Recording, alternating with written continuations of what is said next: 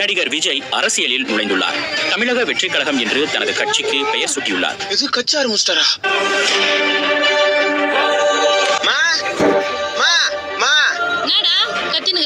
பாத்தியா என் தலைவர தளபதி தமிழக வெற்றிக் கழகம். ஆமா கட்சி ஆரம்பிச்சிருக்காரு. அதுக்கு உனக்குன்னா எனக்குனாவா? பாத்து பேசு. நான் ஒரு அப்கமிங் எம்எல்ஏ.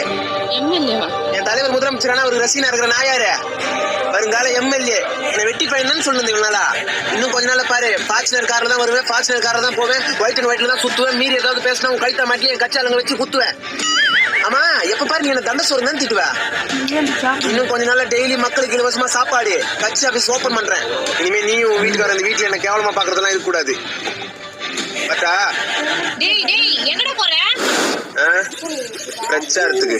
டேய் இருடா. அவங்க நீ என்ன கட்சி பேர் அறிவிச்சிருக்காங்க. டேய் டேய்